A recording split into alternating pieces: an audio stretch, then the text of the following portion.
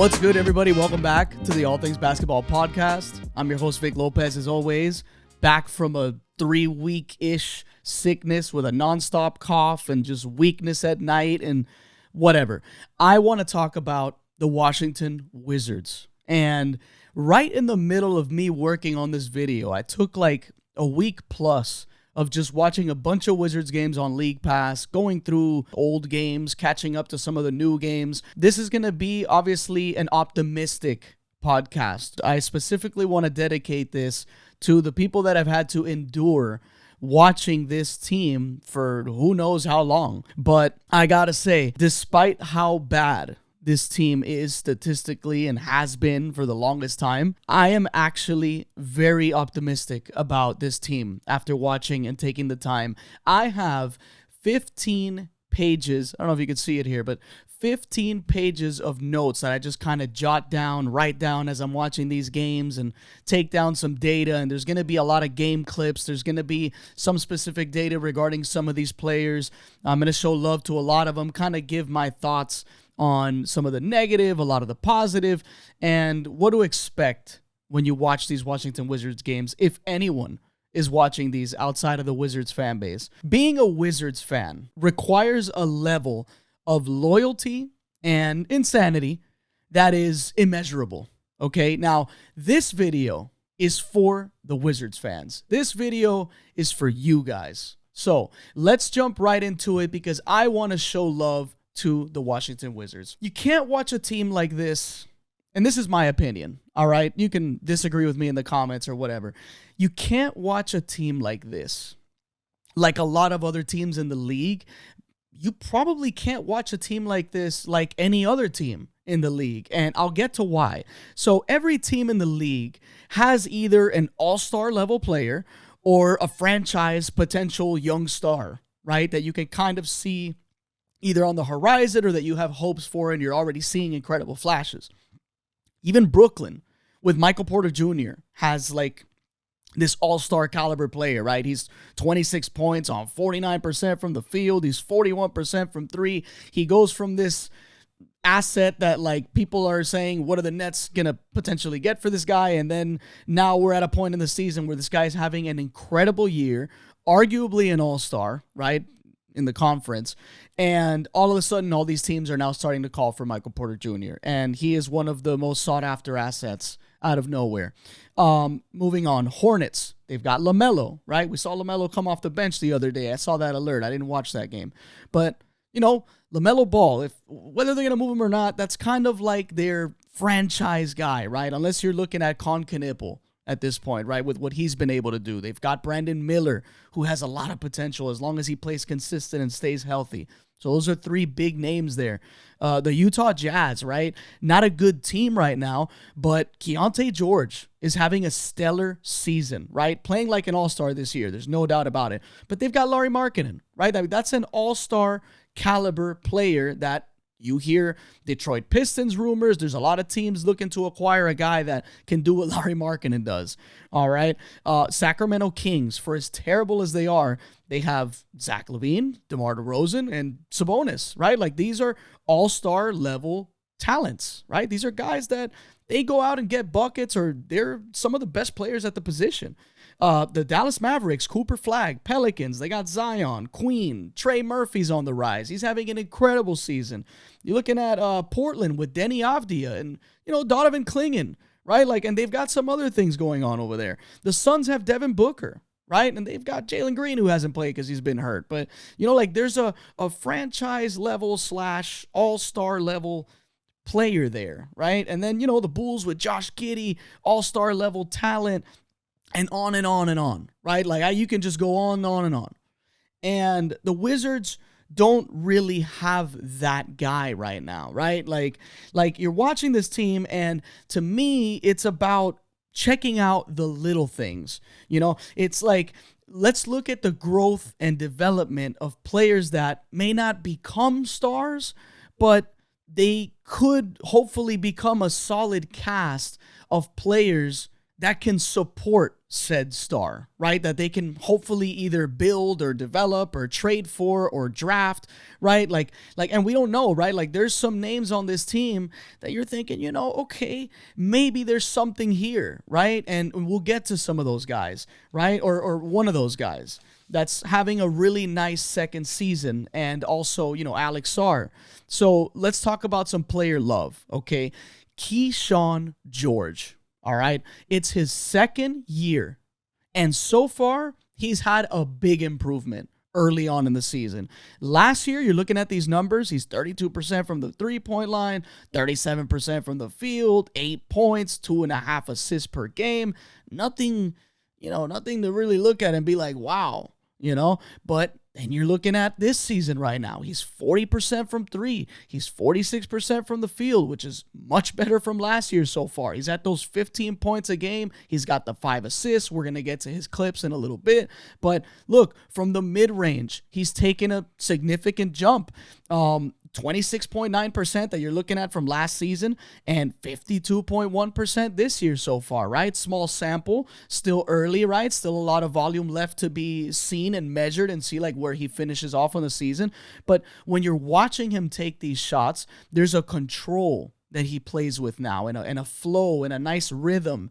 And it helps when obviously you've been playing with, some better help, right? Like you've got CJ taking pressure off. You've got Chris Middleton, who hasn't been really all that good in general. Like he's really fallen off. He's a shell of himself. But these are vets that can teach you how to play the game, and they can lead by example still, right? Like they can still go out there and get buckets and kind of lead by example to a certain extent. And look, man, like one of the jumps that you see from Kyshawn George when you're looking at some of these advanced analytics, field goals made unassisted, 23.2% last season. This season, 46.9% of his made field goals were unassisted. So quite literally getting to the bag himself, right? Like going and getting some buckets on his own. Yeah, a lot of that stuff is off-ball cutting, but a lot of it is catch and shooting. A lot of it is getting to that mid-range and pull-up fadeaways and, nice, slow, under control pace of play. That's not this like out of control, super fast, just like losing control of himself, right? Like he looks like he understands the pace that he's going to play at, and he doesn't look like someone that you can really rush, which is very impressive because he's in his second season, right? So among sophomores, here's some other data. He's third in deflections and he's third in points, right? So that's a nice place to be in your second season when you're measuring yourself against other second-year players. I'm looking at the three-point volume because this guy takes a lot of threes. There's only 5 sophomores in the league right now that are taking 5 or more threes, and he's second in percentage amongst those, obviously at the 40.8%, and second in volume. Right? So, really good stuff, really good sample. And there's nothing about the shot that makes me think that can't be a consistent number that he can reach season to season. Now, at 6'8", right, with the 6'10" wingspan, Kyshawn George possesses some serious tools and intangible things that can make him a very versatile defender, right? Despite not being this fast, shifty, quick twitch muscle, like freak athlete, crazy explosion. He doesn't have a lot of those things. Like when I watch him play, he reminds me of like, I don't want to compare him to Cade Cunningham because they're very different players, but the pace of how he scores, how he plays in the pick and rolls, like, Cade plays at a slower pace relative to a lot of guards in the NBA. And I see that from Kyshawn George. Like, he'll play in a pick and roll, put a guy in jail, and kind of slow down, take a little step back into that mid-range. And because of that height and that length, no one can really get to it. When he hits you, when he's putting the ball down, and then he hits you with that bump, and then he just kind of steps back, takes that shot, rises up, and no one's really around to contest it. And, it looks really good. It looks smooth. And yeah, like I have some words here for Kyshawn George that I wrote down. Incredibly smooth. The jumper is beautiful. Like I love watching him shoot the ball. He's very patient. in any situation with the ball in his hands. He's crafty. He's physical with still good finesse around the rim, right? Like you can see a lot of that. And yeah, I mean, just a controlled level of play that I really enjoy watching. He's got a really aesthetically pleasing play style, at least for me. And look, man, like this guy's got a myriad of ways of getting some points, right? Like he can catch and shoot. I've seen the off the dribble shooting, obviously the step back mid-range turnaround shots, getting to that rim, bullying his way through, kind of bumping guys and just barreling through defenses and finishing around the rim. The free throw line is something that I need to see more of. Like I need him to improve at the free throw line for sure. Draw more fouls, right? But that just goes along with kind of how they've been using him. They don't really give him the ball and say, you know what, here, isolate and do whatever. He kind of plays within the flow of the offense. And that's something that I want to see more of him. Like, I want to see him be more aggressive. I want to see more Kyshawn George. Like, I want them to be like, here's the ball, get some buckets, make things happen, right? And right now, there's a little bit of that, but I want to see more because I see what this guy can really do, right? Like the potential is there, and he shows flashes almost every single game. As far as fouls, though, on the defensive end, he does foul a lot. I think he averages like 4 fouls a game. I don't have that written down, and just some more points on this defensive end. Like, he's had some big responsibilities in terms of matchups, right? Like I have it written down here. Like he's guarded Anthony Davis, Tyrese Maxey, Cade Cunningham, Pascal Siakam, Cooper Flagg, Brandon Ingram. It's like all kinds of positions, all shapes and sizes and play styles. And look, he's not locking these guys down and, clamping up and making them look horrible. That still needs work, right? It's his second season. He still needs to kind of figure out guys' tendencies and how he wants to defend and angles and just how to be a two-way player. It's not easy, but he does have the potential to be one. And honestly, he's probably the best two-way player they have, right? In terms of like his offensive efficiency is good, and defensively, he's not a zero. He's not a liability. And I'm not going to say he's an elite defender right now, but he's solid. And just looking at these clips, he gets those deflections, he gets in the way, he blows up the pick and roll sometimes. Like, he really tries to stay attached, chasing guys off of screens and taking hits and staying within contest range, using that length. Like, I've spent a lot of time on Kyshawn George. I'm not going to spend as much time on a lot of other players like this, but it's just one of the more intriguing players on this roster. And I also want to talk about his unselfishness before I move on. He's a very unselfish player that can really pass the ball. I enjoy watching Kyshawn George read the defense, make the right pass. And look, a lot of the passes are simple, right? But there's a lot of passes where you're like, this guy's got the vision, reading where the help comes from. One-handed whip passes over to the open shooters. Like, he's throwing these pocket passes right on time, right on target. He's got patience. You can see the quick thinking in a lot of these possessions where he's pump faking, turning around in traffic, and then finding a window at the last second and just throwing it to a teammate. There's a lot of nice passes that he throws night to night where I'm just like, damn, this guy's got game. And he can throw passes over the defense because of how tall he is. And, just like with the mid-range coming along, he starts to kind of now be a little bit of a gravity piece where help defenders are now kind of tagging over a little more than before. And he's able to kind of throw passes where the windows are opening up. There's plays where he's going coast to coast, nice passes in transition, out of pick and rolls. Like, he loves to put his defenders in jail. And then if that other help defender comes and shows, if he's in a drop and has to show up to kind of contest that mid-range shot, he's throwing the pass right over their head. He's finding backdoor cutters.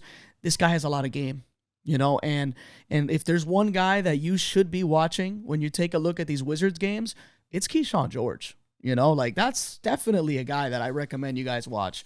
I want to show love to a player that I've been in his corner since before the draft. I haven't wavered. I'm still on his side. I still support this player, and I'm proud to say that he's really improved. And he may not have improved in places that are like super eye-catching. You have to really know the player that he was pre-draft and kind of been familiar with his game and his weaknesses and even some of his strengths to really know where he's improved. And look, the shot blocking, the numbers are up. The numbers are up across the board. Like when you're looking at just the stats alone from last year to this year, everything's improved. Okay, the field goal percentage, the 3-point percentage. I don't know if the free throws have. I don't have that written down. But the blocks, the rebounds, the assists, just everything has really gone up. And it's something that you expect from a guy that you draft really high in the draft. Alex Sarr is a project player, right? Like this is a guy that the Wizards drafted with the knowledge that he is going to be a work in progress. He's not this bruiser that embraces physicality, right? Coming into the draft, we knew that. We knew the handle was a little impressive for the size, but it's not like some elite level handling yet. Okay, he's got a solid enough handle to kind of get the job done. We knew that he was a very unselfish player that was very just willing to set screens and pass the ball and, look for teammates, right? Almost to a fault, which he still has that kind of struggle because he doesn't really look to get things done himself, right? He wants to do it within the flow. If he sees an open lane, he'll definitely put the ball down now and attack the basket and have some nice dunks and finishes around the rim. He's really improved around the rim. That's something that people were worried about. Rebounding-wise, it's a work in progress, not a good rebounder for his size and the position, but he is improving that aspect of the game. He's also improving the physicality, right? Like embracing contact and finishing through it and not kind of wavering and looking crazy when there's bodies around him, right? There's still a little bit of that as he still gets some comfort, but Alex Sarr has definitely bulked up. Like you can see, he definitely got stronger. This guy's been in the gym lifting weights for sure. You can see it. And you can see it on the turnaround fadeaways. It's really been kind of a go-to move for him for a long time because it's a way of him kind of avoiding contact and avoiding those battling plays with other bigs that are just stronger than him. Even wings that get switched onto him sometimes, they kind of bully him off of position. But, the turnaround jumpers, are they here yet? No. He's taking them a little less erratically, right? Like it does look like he's picking and choosing better situations to do it. The 3-point volume is down, but the percentage is up. And a lot of that is because he has been a little smarter about his 3-point shot selection. Like it felt like last year he was like, I got to show everyone that I can do it. And he's just shooting and shooting and shooting. And shot wasn't falling. And look, is it falling at an elite clip? No. He's still at an average level, but that's an improvement from last year. And also being smart about the types of threes that you're taking is also going to help your percentage in general because you're just going to end up taking a lot more of the ones that feel good to you rather than just rushing to take any three that's available for yourself. So, definitely something I've noticed. Look, defensively speaking, for Alex Sarr, this was the side of the ball that was, why the Wizards are like, this is a generational talent just because of how nimble he is. Obviously the length, the height, and the mobility is just, it's really there. Like this guy can switch 5 positions and he's not going to lock up all these elite players, but he's going to stay in range to bother shots. If he doesn't block it, he's going to alter it. He's going to cause U-turns like I've talked about in prior Alex Sarr videos. He's just going to cause a lot of tension in traffic because, guy gets beat, Alex Sarr is right there and help, right? And the arm is somewhere nearby, kind of forcing you to think twice about putting a shot up. It's very Wemby-esque in the sense of like, here is this incredibly tall player, right, with a lot of length, and he moves really quick at the size that he is. And like that helps him cover a ton of ground. Like, let's get to that side of the ball, right? Like he is this dude that like he gets beat and he's still in the play. Like, okay, you got by him at the 3-point line, but you think you're free and he just blocks it from behind. And you're just like, my goodness, this guy is still in the play and I beat him in half court, or I beat him all the way up at the 3-point line. And he comes from help side. He comes from seemingly out of nowhere sometimes. And he's getting these sequence blocks where he blocks someone on an attempt. And then there's an offensive rebound because the Wizards just don't rebound it well. And he just blocks it again. You know what I'm saying? And maybe it ends up in another kick out, and the team scores a 3 off of those offensive rebounds and kickouts. But Alex Sarr is one of the best shot blockers in the league. And 1 through 5 switchability, he is just, very unique. And he's definitely up there with the best of them. So really awesome stuff for Alex Sarr. Now, screening and playmaking. This is a very unselfish player, like I mentioned. He is a guy that will constantly set screens. He does the thankless job of screening and rescreening. And if he's in a DHO situation where he's trying to hand it off, maybe he fakes it, puts it down if he sees like a lane to the basket. But he's always thinking pass. He's always thinking what's available before I make a move, because he would rather make the pass than make the move, in my opinion, just from watching him for a couple of years now. And look, that has really helped in terms of teammates being influenced and motivated to cut and move and screen for each other and just like get to spots on the floor, get to those gaps, because Alex Sarr will throw it to you, right? Like, even if he turns it over trying to get it to you, you know that the idea was there and the effort was there. Like, this is a guy that's going to try to get the ball to you whenever you're available. And having that from your 7-footer that's starting to kind of space the floor a little bit better, that's definitely being a better scorer around the rim, and he's always going to be this athletic freak and just, a good teammate in general. I mean, this is a guy that really looks to make the right play as often as he can. That really helps kind of the culture of the play style of a team, right, on both ends of the floor, because you can never feel like he's looking you off, and that really helps ball movement. It helps the motivation. It just keeps the vibes good, right, on both ends. So, he finds the open man, right, in the short rolls. Like, here's what I'm trying to get to with the screening. He's not a great screen setter. He doesn't make a lot of contact. That was something that I talked about even before the draft, when I was talking about where he should be drafted. I always thought, funny enough, the Hawks should have drafted him, because I thought that him alongside Trey Young, we'll get to Trey Young at the end of this video, but him alongside a player like that can really find him in the pick and rolls, that's going to be it's just a great match, right, between two players. One that's more focused on how do I free this guy up and how do I kind of like get into a position where I can catch a pass from him if he throws it out of screens. And look, Alex Sarr flip screens. He'll set some flares. If he's in a handoff position where he's playing like a hub, I've talked about it already, where he's hitting cutters. He's just this incredibly unselfish teammate, and his playmaking out of the short roll is really damn good. Like, because of the fact that he can see over everybody, he just towers over everyone on a nightly basis, that like he can see the floor really well. And like, catching out of the short roll, if someone's cutting, he's going to hit them. If someone's open at the 3-point line, he's going to find them.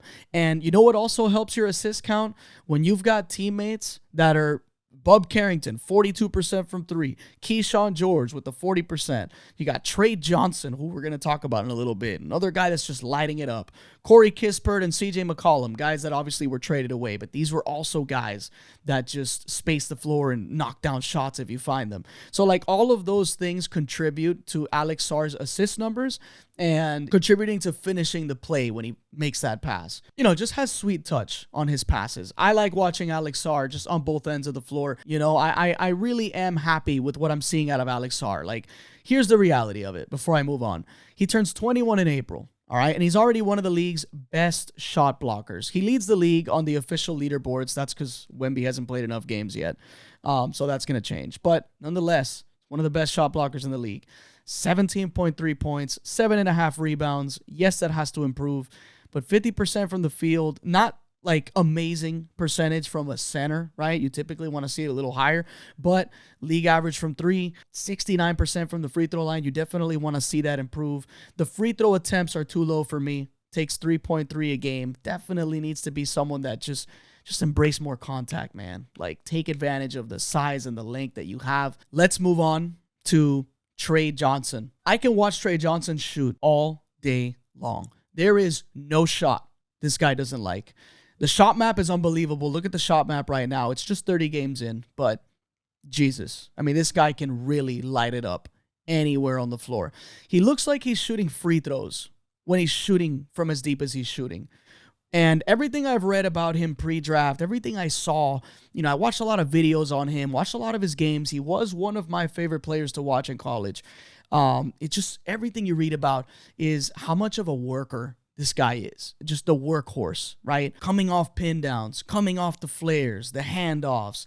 He just demands so much attention off the ball, away from the action, that it's really given Washington some room to breathe on the offensive end, right? Like, because he's pulling attention away now from defenders. Defenders are kind of over communicating now. They're missing a switch, or they both switch onto him by accident. Now there's all of a sudden an accidental numbers advantage because guys are trying to run him off screens and things like that. So, I mean, this is a dude that has been incredible shooting the ball. Mid-range, you can see the numbers there, 52.4%. On pull-up jumpers, he's 50%. That's really good. On pull-up threes, 52.4. Just, this guy is just an unbelievable shooter. And we knew that before the draft, right? And you look, there's people that are seeing this draft pick as, look, man, he's going to project to just be this elite shooter, not a good defender, and yeah, you picked him in the lottery. For some people, that's really the mindset. That's how they feel about Trey Johnson as a draft pick that early in the draft. Now, I will say this. If he does improve at the defensive end, this is a spectacular player. This guy has some serious star potential, and look, he could eventually just become this elite one-way player, right, on the offensive end. And that goes a long way for a lot of teams if you can surround him with help defense and size and guys that can complement and find him. The good thing about him is he can also just get buckets on his own. Like, one of the things that I remember reading about him pre-draft and like kind of all the scouts and what they're saying is maybe creating for himself in traffic and taking bumps and physicality and having to put the ball down and getting to that rim. Like, those are things that they question about him from what I saw. I mean, he's looked pretty solid from those aspects, right? Like, he's doing it in traffic. He's taking contact. He's putting the ball down. He's been, I want to say, average around the rim. He hasn't been bad. So, definitely some bright spots for him. Like he hasn't been bad at all when it comes to that stuff. Defensively, yeah, he's going to need a lot of work. Kind of loses focus. I will say the effort level is there. Like, he's not some guy that's like just walking around. He doesn't look like someone that doesn't care about playing defense. He's definitely had really good moments of defense. It's just, overall, the experience hasn't been good. Like, guys can attack him pretty easily, and he's trailing on the play. He's half a second late, half a step too slow. And like I said, kind of losing his man sometimes. But the effort's there, and at least, you have that. Passing wise, I've actually been really impressed with the vision that he's displayed. Like, there's a lot of times where he's playing off 2 feet. He kind of turns around, finds an open man when he draws help. So, a guy that has really embraced, like, okay, you draw help and you kick it and you find the guy. I've seen him make some really nice passes to guys cutting back door, guys on the opposite side of the floor. And all of a sudden, I'm thinking, okay, he's got the passing, he's got the vision, he's relatively smart for such a young age, and the shooting has translated tremendously. So, those are all good signs for Trey Johnson. I really enjoy watching that guy play. Now, let's get on to maybe the more negative side of this pod for this particular player, Bilal Coulibaly, or Coulibaly. Some people say Coulibaly, and some people call him Coulibaly. So I don't know which one to say, so we'll just go with Bilal for now. Okay, 2023, 7th pick in the draft. Okay, that's where things get a little scary. Because, it's like you pick a guy this early in the draft. Clearly, it's a potential swing. It's a project. It's a guy that offense is going to need a ton of work.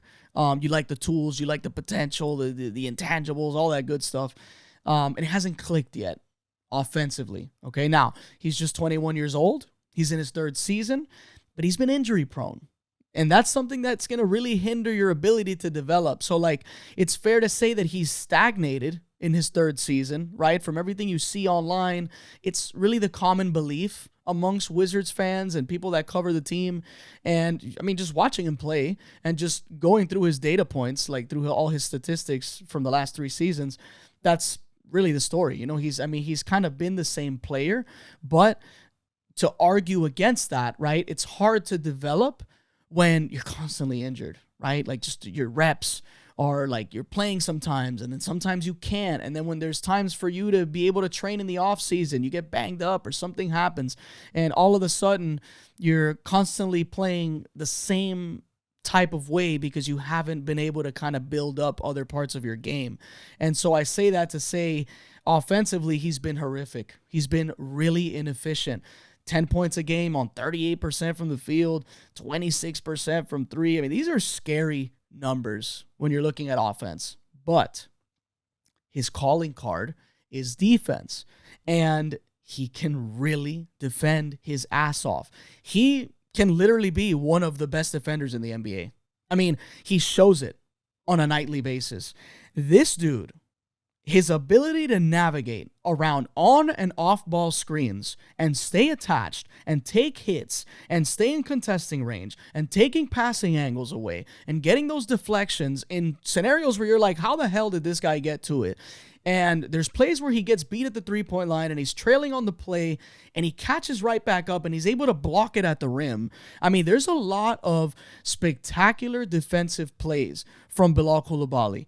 And look, 1.5 steals and the 1 block, right? 2.5 stocks, whatever you want to kind of call that.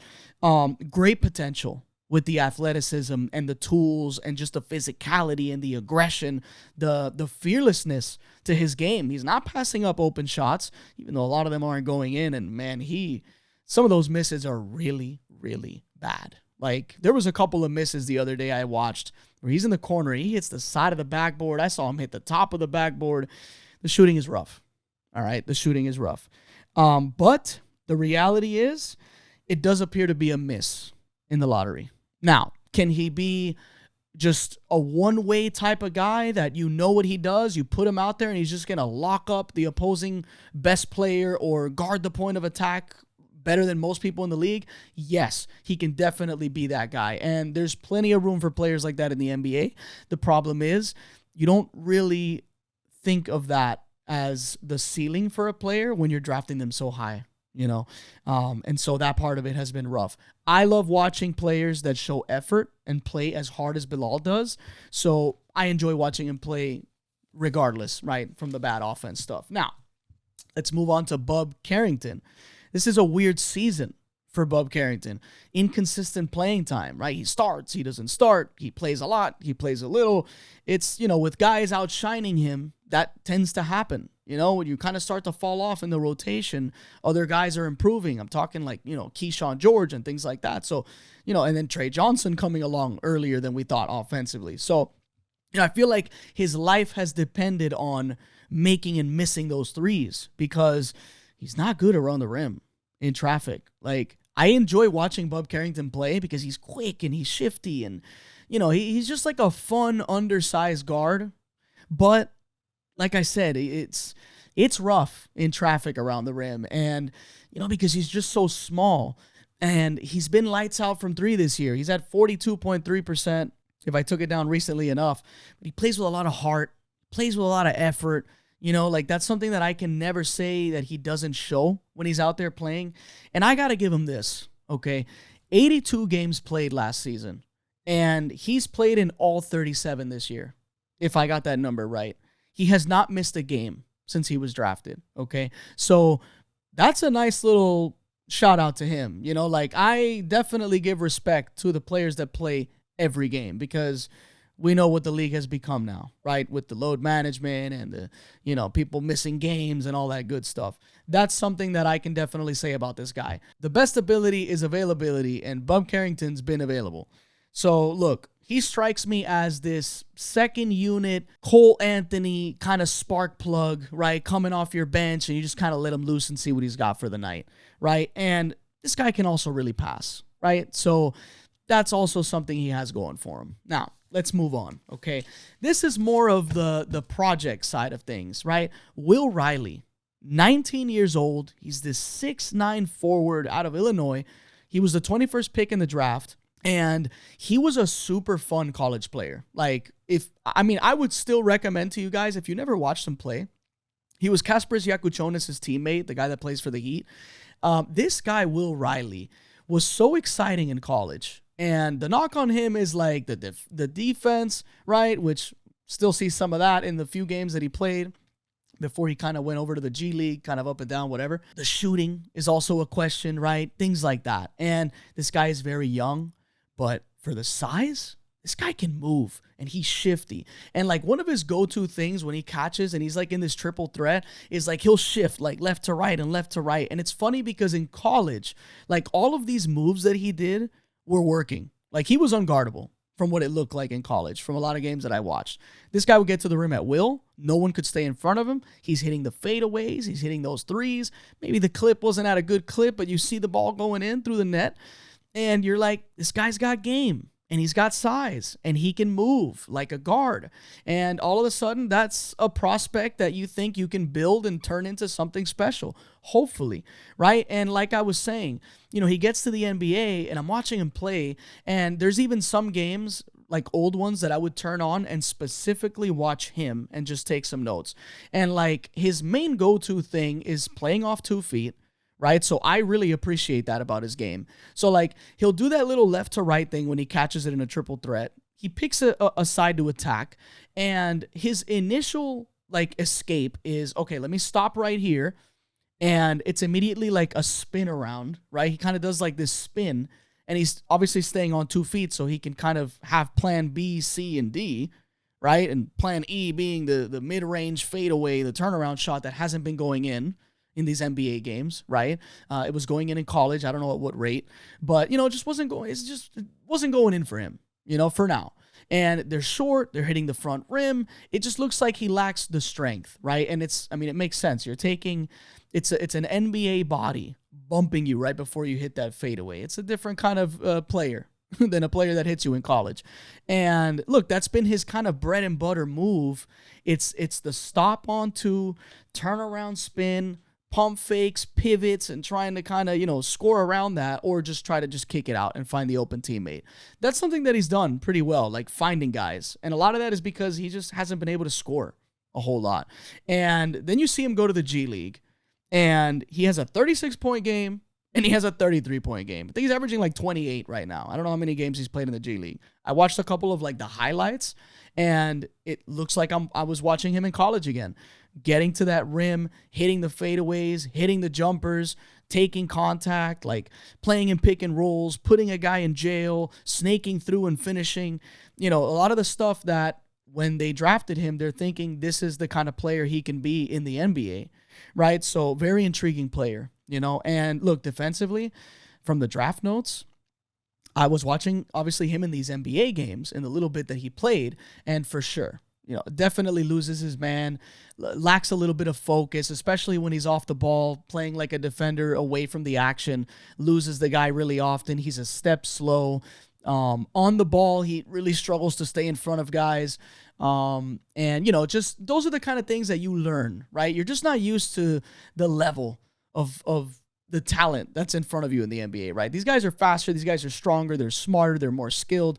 So, you know, if that was a struggle in college, it's going to be a struggle in the NBA. So hopefully that part of his game grows. He's a very intriguing player for sure. Now, I want to give a special shout out to a player that's kind of vanished off the face of the earth, and he's really been productive for the Washington Wizards, and that's Marvin Bagley. All right. Like, second round pick in the draft. And like I said, just vanished. Like, I don't know how many people know that Marvin Bagley's playing on the Wizards, but look, the hopes for his potential.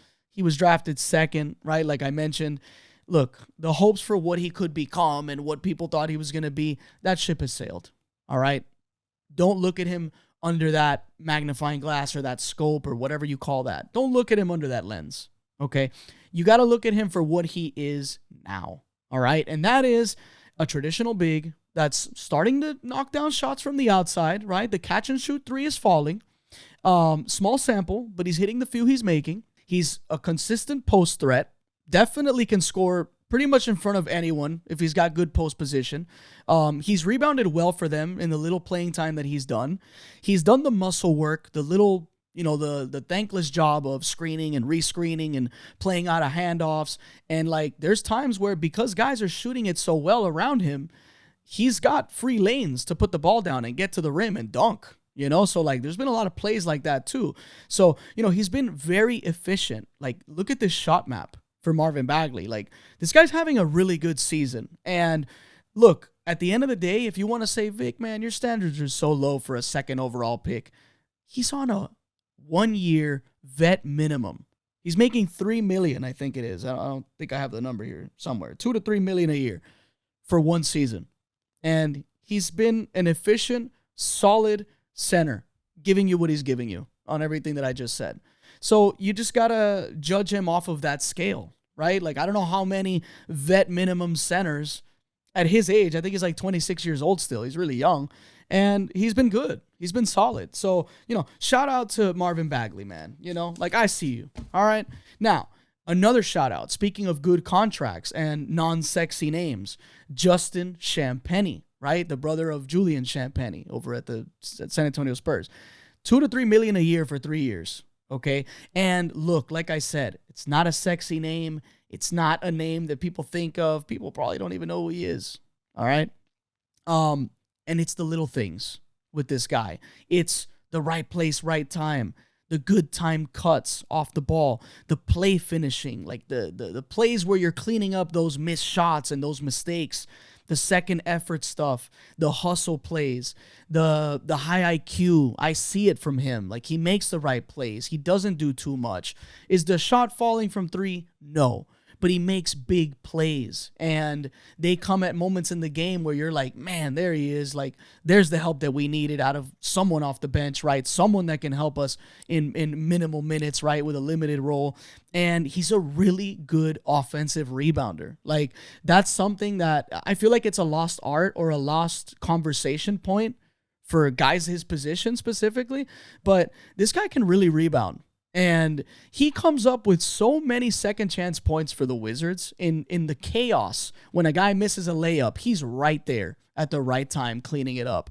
And sometimes he gets those and puts them back with a nice dunk. So he's had really nice plays. And I think for the amount of money they pay him, he's been awesome. All right. Like, he's been really good for the amount that he gets paid and the amount that he plays. All right. Now, Chris Middleton, a guy that I love watching these old school bucket getting kind of scorers, right? But we know that the better days are behind him.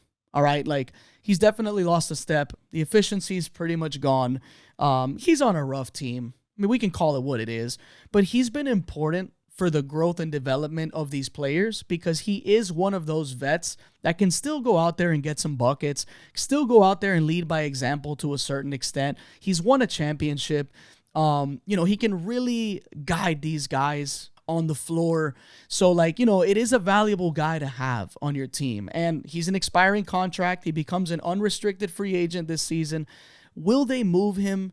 Maybe. I don't know who's in the market for $30 million for Chris Middleton. Obviously, it's an expiring contract. Maybe if he goes to a situation where he's with better players, the efficiency will go up. I would assume that.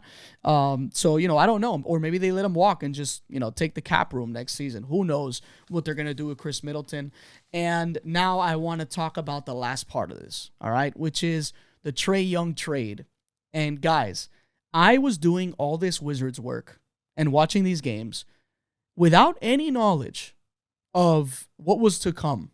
Obviously, right? Like, I'm doing all this work. I'm watching these Wizards games, and I'm starting to see rumors that Trey Young is looking at the Wizards. And I'm like, what are the odds that I'm doing a Washington Wizards video? That I'm doing one at all. And I find out that one of the biggest trades is happening with this team that I'm watching right now. A team that nobody cares about, right? Other than the fan base itself of the Wizards. And here's what I have to say because this video is getting very long. Trey Young is an interesting piece to this team. Now, people are like, oh, what are they doing? They need to tank. Trey Young's going to help win games. You got to think about it holistically, all right? They can theoretically tank better with Trey Young because of the knee issue, right? They can really swing, oh, we're resting the knee today, right? And now there's no Kispert, no CJ, right? It's two guys that they've given up. Obviously, Kispert there were some games he was missing, with Trey Young being the sole piece they got back. And now they're sitting him because of the knee, whether it's real or not. It's a free, now they're even worse, right? And they can tank even harder. And look, even if they did play Trey Young, this team still wasn't going to win many games with Trey Young. The offense is going to be better, right? Whatever they do play him, if they play him this season, because I don't even know if that's the plan. But this is a guy that I already saw him on the bench kind of talking through with the guys. I don't know what he's saying to them. I think that he's a valuable veteran at this point in his career that can really put these guys on some game. You know, he can really make things easier for a lot of guys. Maybe some people feel like he's going to stagnate the growth on some of these people because now it's a high usage rate guy that needs the ball all the time. And he's going to be playing in these pick and rolls, and he's going to be putting up a lot of shots, right?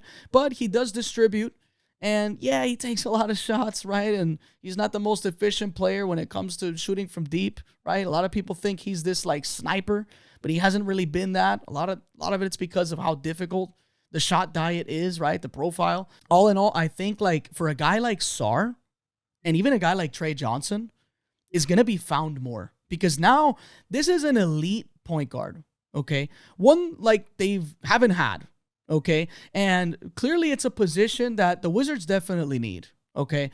And they got one of the best in the business at playmaking and scoring. You know, this is a 25-10 type of player with a lot of experience and can really free up the responsibilities of other guys.